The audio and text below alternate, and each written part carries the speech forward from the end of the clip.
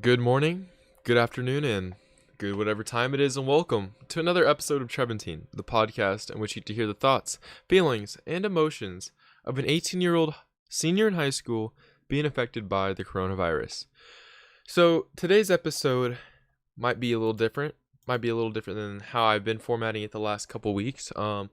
We aren't having a guest on today, poor lack of communication and planning on my end. So we're going to kick it old school a little bit, and we're going to talk about how Corona is affecting me personally, like I used to do in the first 5 or so episodes before I started having mainstream guests on all the time, before I figured out all that jazz. But yeah, today we're talking about quarantine expectations and how they've changed. And boy, I will tell you, they have changed a lot.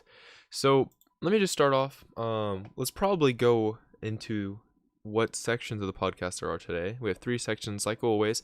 First one is going to be the headlines for today. Second one is going to be how Corona is impacting us, or mainly just impacting me today. And the third one is going to be what I am doing today. So, kicking it off with the first segment, let's talk about today's headlines and the national headlines from the New York Times as of 20 minutes ago. The first headline we have is world leaders announce Trump's cuts to the WHO funding. So the Trump administration was halting payments to the World Health Organization, and with 2 million cases and at least 126,000 deaths globally, world leaders quickly condemned Trump for those actions. We see whenever there are major funding cuts, such as this one, where this cut is decreasing the WHO's funding by about 10%. That means a lot, and especially whenever Trump has been doing all this other stuff, like he's saying that he can just open up the economy pretty soon, and he start changing the world, and then he was a little slow to react. A lot of countries and a lot of global leaders are very upset with that, and what we see is there's not a lot that's going to really come out of reducing this funding. Trump is claiming that it's going to help our global economy because then we can use that money back into the other people and back into our country again.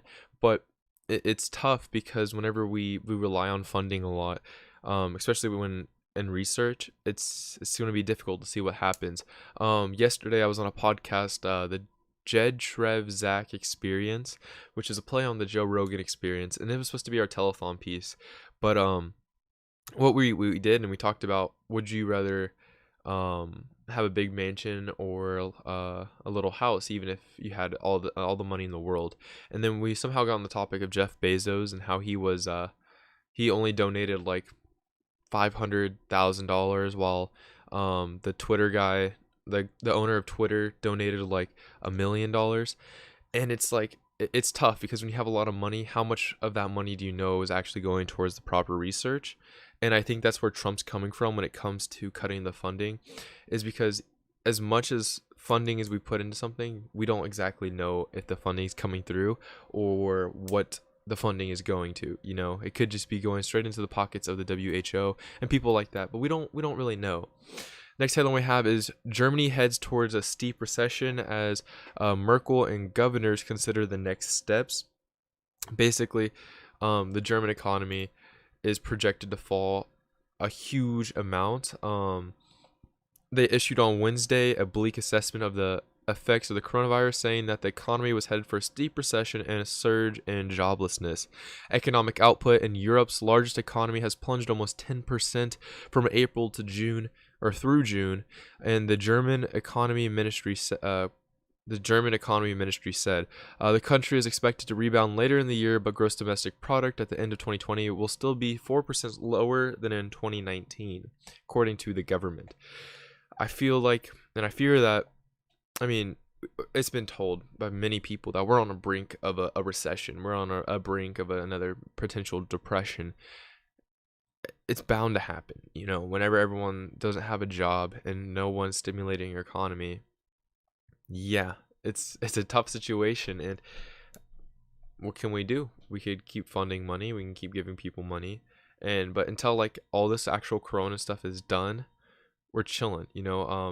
I heard somewhere that we're expected to have another surge in like September. So it's from my friend Zach, whose mom's a nurse at the North Kansas City hospital. If that happens, and after all, like a couple months of prosperity and people going back to the normal world, it's going to be tough and going to be different. But speaking of the normal world, we have another headline coming from Denmark. It says children return to school in Denmark as some European nations ease pandemic rules. So this article is pretty interesting. They found that Denmark kids are going back to school after four or 5 weeks of quarantining and isolation efforts. But throughout the article, they talked about how other European countries are starting to open up their countries. For example, Italy, that once epicenter of the Europe crisis, is reopening bookshops and children's stores so children can get books and I guess stay entertained while they're staying at home. Spain is allowing workers to return back to factories and construction sites, and in Finland, they're set to reopen their borders in the southern district area. Amongst all of this, the Denmark Prime Minister's rating has gone up 79% after doubling. After what happened was people and a lot of their citizens didn't quite believe that the Denmark president was doing enough to solve the issue. Next headline we have is that South Korea voters head to the polls wearing mask face, standing 3 feet apart. That's another interesting topic coming up in the future regarding the United States, and that's in November when we start to vote. Are we going to vote online? Are we going to go to the polls?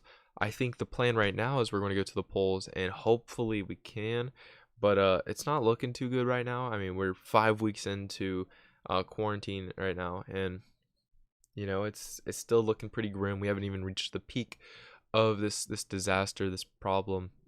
So this is going to be a huge thing when it comes to voting in the fall. And a lot of states are looking towards the not online voting, mail-in voting, which is probably our best bet because I feel like online can be hacked.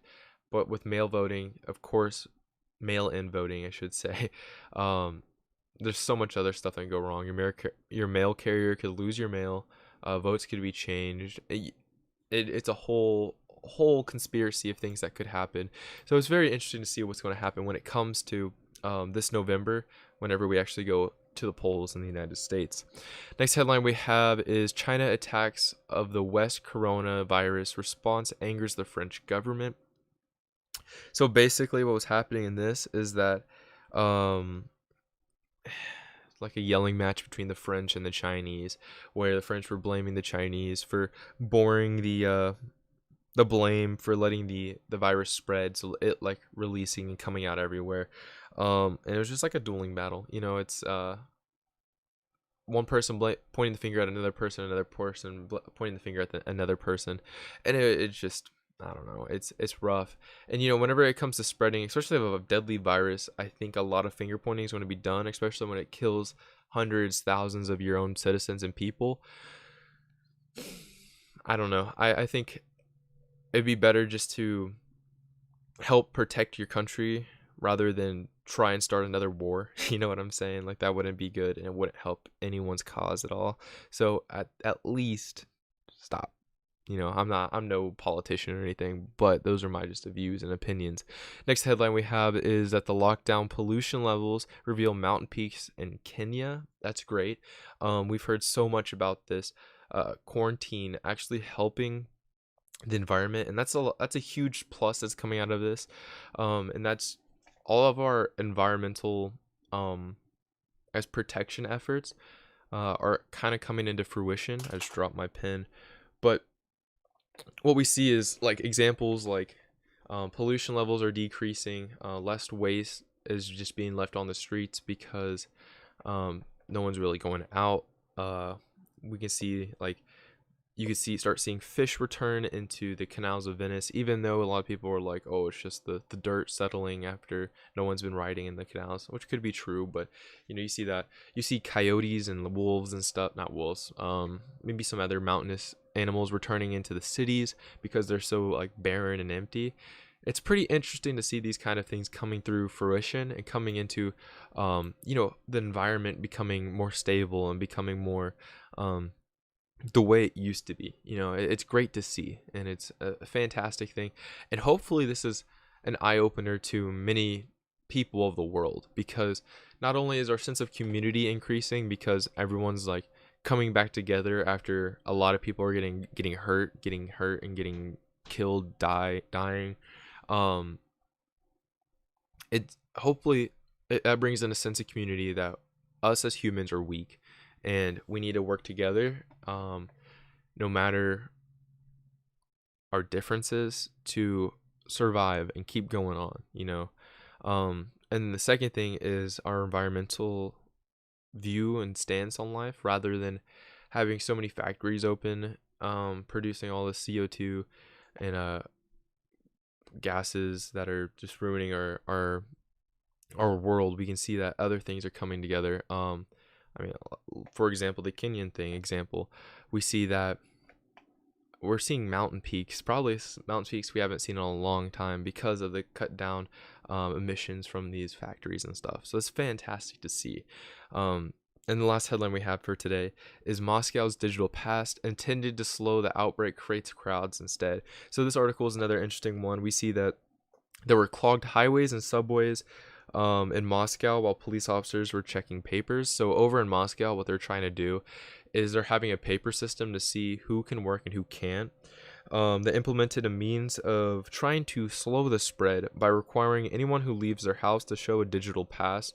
And what was happening with this digital pass is, rather than just speeding up the process, what was happening is it's taking too long for these police officers to check people's passes. So you're going to create a bottleneck, and these bottlenecks are not good, especially when you're in a pandemic, when you're not supposed to be within 6 feet of people. Apparently in South Korea, people are standing 3 feet apart. It's interesting.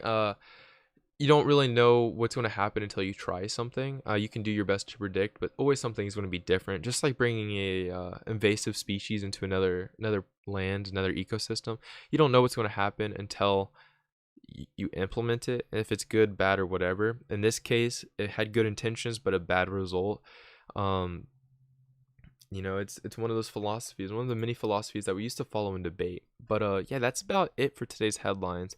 Now we can talk about, I guess, coronavirus as a whole and how it's impacting. Oh, let me zoom the camera in.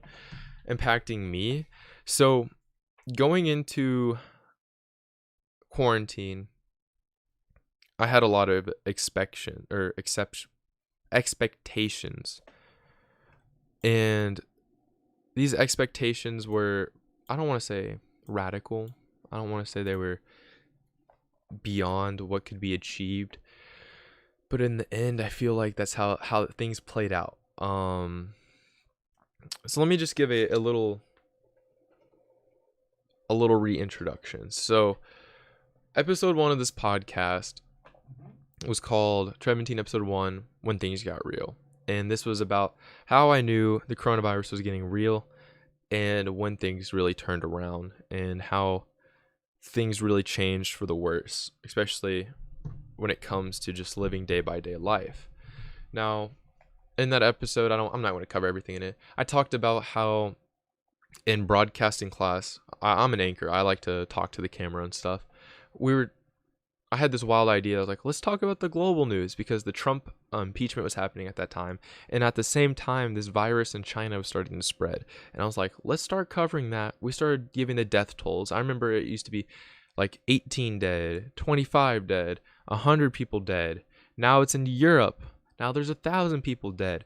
And it was just so fascinating to me to watch this infection rate. And it sounds horrible. All loss of life is horrendous, and it's not great, but it was interesting to see that this history that we were living was actually happening. And in America, we paid no mind to it. We didn't think of anything. February, we had the Super Bowl. Go Chiefs. Chiefs, of course, won. And then now people are coming around with conspiracies that if San Francisco won the Super Bowl, they would have had a huger spread of the coronavirus. Completely different topic. Talk about that later. But yeah, as this virus started picking up, I really didn't have a view into how this was going to be and what the expectations were on how life would be different, So it started off as kind of a joke, going into spring break, my friends and I went down to Table Rock Lake and we rented out a cabin down there, and then had a great time for spring break. And while we were down there, we kept getting news that places were shutting down, people were staying home, and then it just seemed odd. I know I was in the hot tub and I got a text. No, I saw Snapchat, and one of my friends' families owns a bar, and it was a screenshot of the news that said all bars, theaters, restaurants are closed, set to close in Kansas City. And I was like, whoa, that's weird because I work for a bar, you know. And then next thing you know, they closed school, and then they closed my job, and then I lost my job, and then things just started escalating. And then going into quarantine, whenever we got the shelter in place order, I had so many expectations, positive expectations for what I was going to do and how I was going to play life out. For example, I was like, oh, I'll start reading more books. I have a list right here. Start reading more books. I'll start writing more. I'll make more videos. I'll finish my homework earlier. I'll do more workouts. I'll watch more movies. I'll become more educated on a certain topic. And yes, this stuff kind of happened. But in the first week, I think that's when everything went down. 4 weeks ago, I am losing track, dude, at this point. I was super productive. I cleaned my bathroom. I cleaned my kitchen. I cleaned my room. I cleaned everything. I resituated my whole computer setup. I got this set up. I got so many other things done, and it was so productive. I was getting good. I was in a rhythm, a great rhythm too. But then it just seemed like as the weeks went on, stuff just kind of started falling off, and I started paying less attention to things. I think it's wild now that I'll wake up, start working, and the next thing I know, it's like 4 p.m. and it's like, where'd the day go?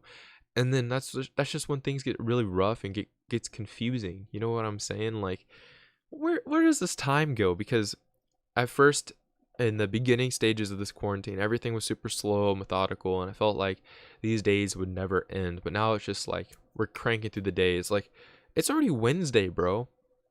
That's insane to think, because I don't know, 2 weeks ago, I feel like it took forever to get to Wednesday. And that was just because like we were still learning what online school meant and how online school is going to be. I think the biggest thing now is just what we occupy our time with is a huge thing. I know I subscribe to this philosophy that discipline is freedom, and I stand to that. For example, this morning, okay, last 2 days I've been slacking. I've been staying up late. I've been waking up at like 8, and then I've been waiting for the weather to get warmer to go run. And then this morning I woke up at 7, and my discipline wasn't quite there, but I hit the snooze button for 10 minutes, and then I had an alarm that went off 5 minutes later. So I was like, well, no point sleeping another 5 minutes. So I got up, went on my run. I felt fantastic. Partially why I probably sound really tired right now. But anyways, I worked out. I got all my stuff done, made breakfast, took a shower, started all my schoolwork, and it's already 11 p.m. or 11 a.m. You know, it's weird how time's flying. But my discipline this morning to get up, I think, is what's driving me. And I think a lot of the things that's happened in the past is I've just lost my discipline, you know. I was very super disciplined about cleaning, keeping everything clean and in order. But then, like, you know, whenever I wake up late, I eat breakfast, I'll do this podcast. It just seems like I don't have enough time in the day, even though I have so much time in the day today. I know, like, I haven't been really meeting my goals. I haven't read it all. I know 3 weeks ago I started reading The Great Gatsby, but then I just passed out and fell asleep because it was so nice outside. It was like 80 degrees, and I was on my deck on a reclining chair, and I started reading, and then 8 pages in, I wake up 2 hours later, and I felt fantastic, but I didn't feel good that I didn't read. Maybe it's just because it's The Great Gatsby and I'm not super intrigued by it. Maybe I need to read another book. I have all these books on these shelves over here that I haven't been reading, but I want to read, you know, like, knowledge is power, you know, Ty Lopez is saying. But it's just hard whenever you have other things taking over your life. For example, I spend way too much time on TikTok on my phone, and partly that's my fault. I could keep blocks on. During the school year, I had a timing block So I was only allowed on my social medias for an hour, and then a little notification would come up that's like, oh, you've reached your limit, and then you could punch in this code and then get around it. Admittedly, it helped, but at the same time, it didn't help, because all I had to do was hit override, and then I would get into the app and get all my stuff. And I think little actions like that really helped me stay on track. But whenever there's no outside force telling me what to do, I'm not in school, and then there's no teacher telling me to get off my phone, or there's just not that social ambiance, it's different. Because I sit in this chair all day, this chair right here, which I'm so glad I got it because it's the comfiest chair in the world. But I sit in this chair all day, playing video games, doing homework, making videos, and that's it. And then I don't take the time to get up, stop playing video games, and do something productive. I think last night I had an epiphany, and I'm going to actually capitalize on this now. Today I'm planning on watching a 2001 Space Odyssey. I'm just gonna get off my phone. I'm gonna get off my PC. As much as I want to play CS tonight, which I probably still will, after I do all my homework, I'm gonna watch that 3-hour movie. And that's a movie that I've been holding off. I've heard it's a legendary movie. I've heard it's one of the greatest movies of all time. But I just haven't sat down and watched it. Oh, my mic stand is coming off my desk. But I mean, much like Shawshank Redemption was, I've had that movie in mind for so long, and I've wanted to watch it, but I've never had the drive, or I really wanted to watch it, until just one day I sat down. I was like, it's on Netflix, it's free, might as well watch it. So I started watching it, and I really enjoyed it. I'm so glad I watched it. I want to try and talk while I fix my microphone stand, but I think making decisions and just being impulsive like that is what's got me farther in life than sitting around and not doing anything. Hold on, guys, sit tight. This is very embarrassing that my mic just fell off my desk like that. That was low-key terrifying. It's fallen off again. Oh well, the show must go on. But I think quick time making decisions like that really just help figure out what you want to do and make it much better of an option than to just sit around and wish you did something.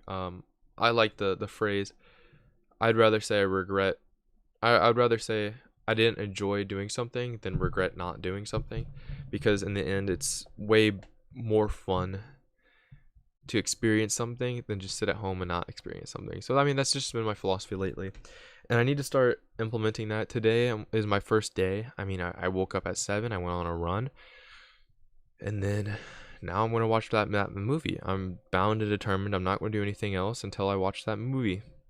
So yeah, I think definitely just telling yourself to do something rather than say I wish I would do something is probably what I'm going to change, and how I'm going to change these expectations and fix these expectations. For example, my journal. I've had this journal right here. Fun story right here. I got this journal in Venice. We went shopping when we were in Italy with my group, and one of my pals, Colt Duncan, had a journal on that trip, and I was like, that's such a good idea. I really like that journaling idea. So we went to Venice, and we went around, and I found this leather bookstore, and I found this little journal. It was 45 euros. Fits in the palm of my hand. It's not too big, not too small. And I was like, at first I was like, oh, this is kind of a small book. Perfect size. I've been writing in here. Let's see. In all my journals, I date when I get it. So let's just open this bad boy up. Plus, dude, tell me this is not a cool journal. Look, it has a little string and stuff on it. Let me unravel this. I feel like Indiana Jones with this journal. Let's see. It says, Trevor Larrett, if found, call my number. If found, mail to my address. This notebook was purchased in Venice, Italy, 2019, 6/12/19. We are approaching the 1-year anniversary of that journal, and I'm not even halfway through it. For a long time, I was daily writing in it, but I don't know, just time gets away from you, man, and time is a virtue that you'll never get back. So I feel like I've been spending my time other ways, and even if it's sitting down for 10 minutes to write, maybe I need to start writing. Actually, for a matter of fact, I think I want to write right after I finish this podcast. But it's just it's discipline, especially with my expectations. I'm very lost I've lost a lot of discipline when it comes to my daily tasks. And I think my plan is, and this is just to keep me sane and keep you guys sane, I'm going to start being more disciplined to myself. If that means eating something differently, if that means watching a movie I've been wanting to watch for years now, I'm just going to do it, because why wait? Sometimes you just got to say, what the heck, and go do it. One of my favorite lines from the movie Risky Business, but he doesn't say the word heck, he says a different word. But yeah, definitely philosophy you should live by. And, I don't know. School hasn't been great either. I'll spend about 2-3 hours. I know yesterday, I think this process, this cleanse for me, like, just clicked out of nowhere, because I was playing my game. Actually, I know. I finished my podcast. I was just sitting on my bed, laying down, and I was like, I really need to do my homework. And then I just put my phone in a drawer. I have a drawer right here, and I just started working. And I didn't touch my phone until my work was done, and I got it done in an hour and a half. And I did like 3 assignments, and it was fantastic. So I guess if I have any advice for you guys, and if you guys set expectations, set goals. Goals are great, but remain disciplined with yourself, and don't let yourself fall short of these goals, because once you fall short of those goals, that's when things ultimately fall apart and you're unable to keep things going. You know what I'm saying? Yeah, I mean, just going down this list, read more books. I'm not a big reader. I think I'd rather watch movies, but maybe I just need to be more disciplined with myself. Write more. I'm writing right after this podcast. Make more videos. I make these every day. Not that I don't like making these, but I feel like I need to make other content. I've been watching a lot of cinema lately, like a lot of classic cinema. One of my favorite movies is Breathless, the Jean-Luc Godard new wave film, and it's just, I don't know, every time I see clips from that movie, it just intrigues me even more, and a little bit more every time. So maybe I have to watch that again soon. But even an isolation film where it's just me being the star, and it's just certain camera angles and certain camera movements, I feel like you can make a powerful piece. Maybe I just need to sit down and write about something like that. Actually, I need to stop saying maybe. I will sit down and write about stuff like this. And then, finish my homework. I've been doing my homework, but I think what I might start doing is waking up even earlier, doing my workouts, and then working, because the way my schedule works out now, or at least how it worked out today, is I woke up at 7, I went on my run, finished my run about 8 o'clock, then I worked out from 8 to 9, my mic stand is falling again, goodness gracious. After my workout, I then go in, make breakfast, take a shower, and then it's 10 o'clock, and then it's about time to start prepping for this podcast. So like, if I even start an hour, 2 hours earlier, so if I start waking up at 5:30, the way I used to work out in the past, I'd have so much time to do my homework before this podcast. And then I feel like there'd be such an ease to know, oh, I finished my homework, I finished this podcast, now I have the rest of the day to do whatever I want. So I might start implementing that again. I don't know. It's tough, because, like I said, all my friends stay up really late, and I don't. I like to sleep early. So no one really wants to play video games until like late at night, and it kind of sucks. But I might just adapt to what they do. But at the same time, I feel like my body gets wrecked. I don't know. This episode's been very ranty, but I feel like it's a necessary rant, because you can understand where I'm coming from. It's also probably seemed really unorganized and unstructured, but I'm just speaking my mind right now. I'm just keeping you guys on what's my thoughts. But yeah, that about hits it for every topic, every discussion I have for today. Yeah, I apologize for no guest. Tomorrow we're gonna have a very lively and interesting guest. A very beloved person at Liberty North who moved to the academy this year. But that's just my little hint. Be sure to tune in next time, and until then, I don't know how I'm going to point at you guys. Catch you guys on the north side.